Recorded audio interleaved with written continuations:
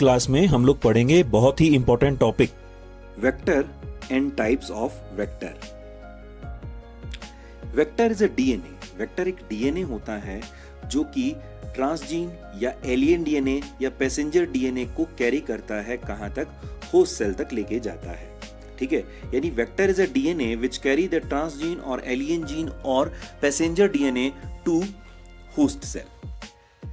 अब इसकी खास बात क्या होती है? इसमें कुछ प्रॉपर्टीज होती हैं, वेक्टर की कुछ खास प्रॉपर्टीज होती हैं जो उसमें होनी बहुत जरूरी है। सबसे पहली है रेप्लिकेशन कैपेसिटी। ठीक है, रेप्लिकेशन कैपेसिटी होनी इसमें बहुत जरूरी है, यानी इसमें रेप्लिकेशन अपने खुद को डबल करने की कैपेसिटी होनी चाहिए, अपनी कॉपी बनाने की कैपेसिटी होनी चाहिए। दूसरी आती है प्रेजेंस ऑफ ओरी।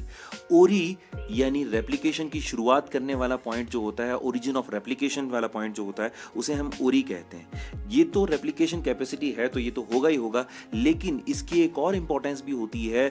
ओरी डिसाइड करता है कि कितने बड़े साइज के डीएनए को ये वेक्टर कैरी कर पाएगा। फिर आता है insertion inactivation of marker gene.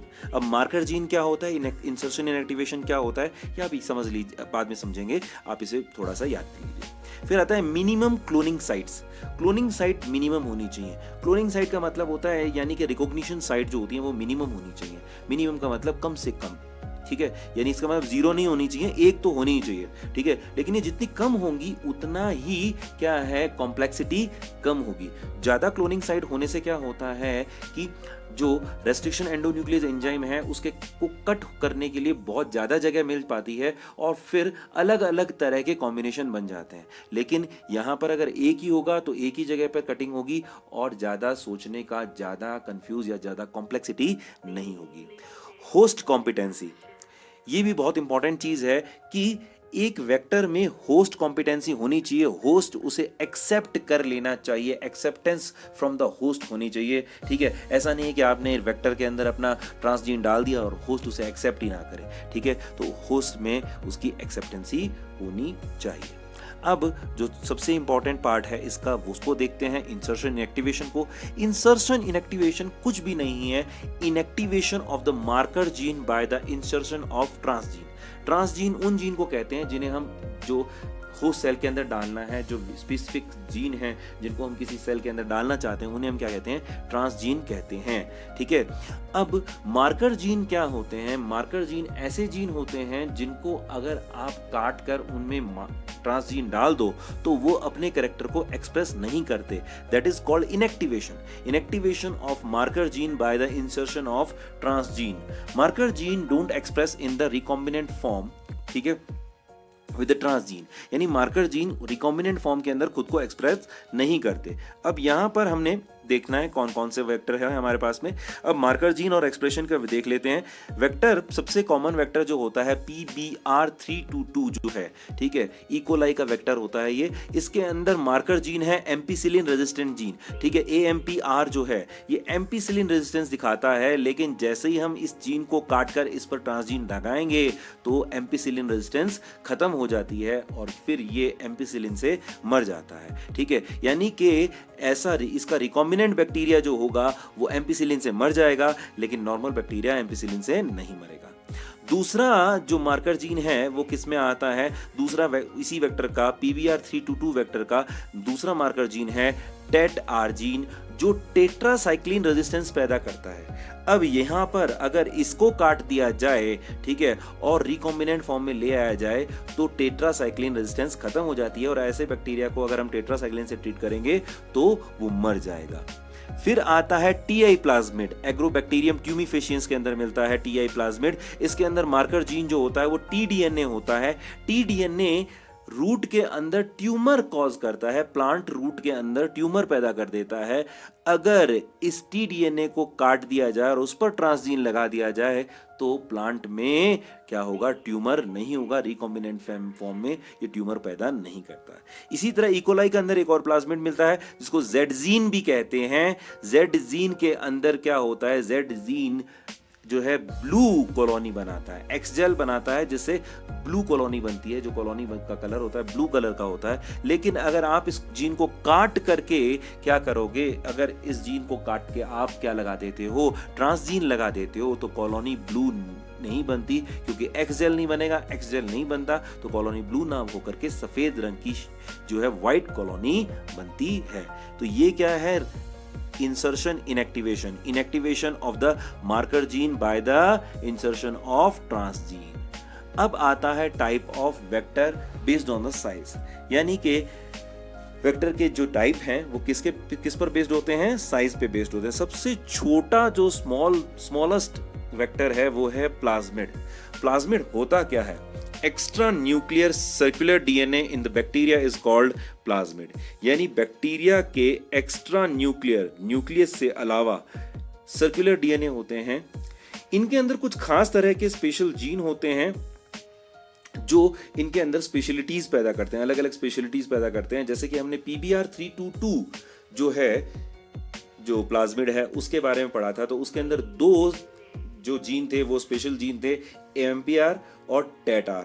AMPR जो था एम्पिसिलिन रेजिस्टेंट पैदा करता है और TET-R जो है टेट्रासाइक्लिन रेजिस्टेंस पैदा करता है। तो ये जो स्पेशल जीन है ये प्लाज्मिड को स्पेशल बनाते हैं और जो बैक्टीरिया है उसमें स्पेशलिटीज पैदा करते हैं। ऑल वेक्टर प्रॉपर्टीज प्रेजेंट, यानी कि प्लाज्मिड के अंदर सारी की सारी वेक्टर प्रॉपर्टीज प्रेजेंट होती हैं। फर्स्ट प्लाज्मिड जो ढूंढा गया था वो साल्मोनेला टाइफिन्यूरियम नाम के बैक्टीरिया में ढूंढा गया था। प्लाज्मिड का कॉमन एग्जांपल है PBR322 of E coli, TI plasmid of agrobacterium tumefaciens. ये दो प्लाज्मिड हैं जो हमारे बायोटेक में हम सबसे ज्यादा कॉमनली यूज करते हैं। अब आता है हमारा next topic, structure of PBR322। PBR322 की स्ट्रक्चर को अगर हम देखें तो इसमें हमें सिंपल सी स्ट्रक्चर दिखती है। इसमें दो मार्कर जीन होते हैं, AMPR और TET-R। इसमें 8 रिकॉग्निशन साइट होती हैं, PST1, PVU1, EcoR1, CLA1, HINT3, BAMH1 और SAL1, PVU2। इसमें दो खास तरह के जीन मिलते हैं, दो खास तरह के सेगमेंट मिलते हैं, 1 ORI ओरिजिन ऑफ रेप्लिकेशन और 1 ROP।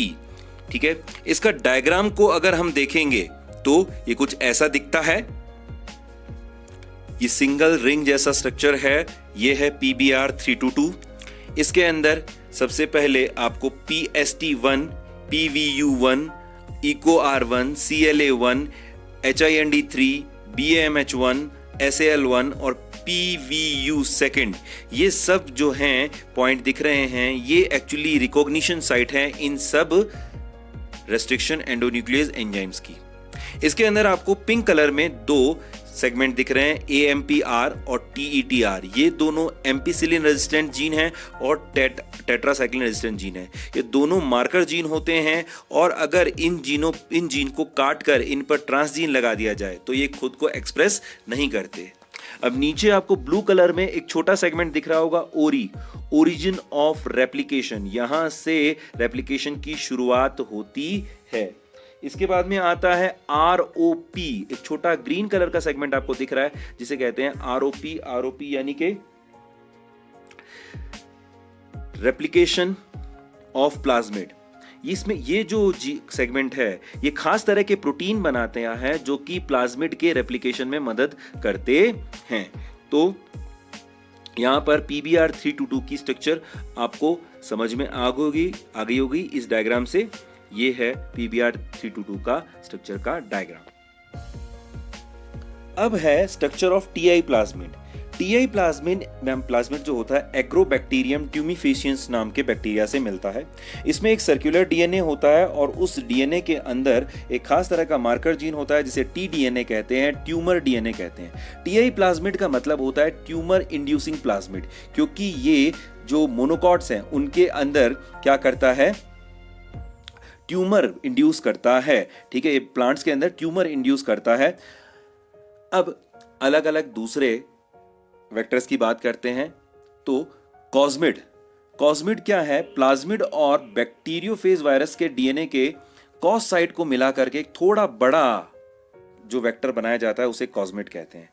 बैक्टीरियोफेज वायरस और प्लाज्मिड को मिला दें तो फेज्मिड नाम का बड़ा वेक्टर बनता है जो और बड़े ट्रांसजीन को ले जा सकता है। ठीक है। इसके अलावा प्लांट वायरस और एनिमल वायरस, इनको भी हम यूज करते हैं स्पेसिफिक प्लांट्स या एनिमल के अंदर, हमें अगर डीएनए को लेके जाना है तो, ठीक है। प्लांट्स के अंदर अगर हमें डीएनए को भेजना है तो हम यूज करेंगे प्लांट वायरस, और एनिमल के अंदर डीएनए को भेजना है तो हम यूज करेंगे एनिमल वायरस।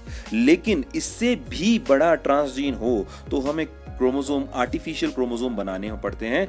ये बैक्टीरियल आर्टिफिशियल क्रोमोसोम BAC हो सकते हैं, यीस्ट आर्टिफिशियल क्रोमोसोम YAC हो सकते हैं, या मैमल आर्टिफिशियल क्रोमोसोम MAC हो सकते हैं। तो यहां पर आपका वेक्टर खत्म होता है।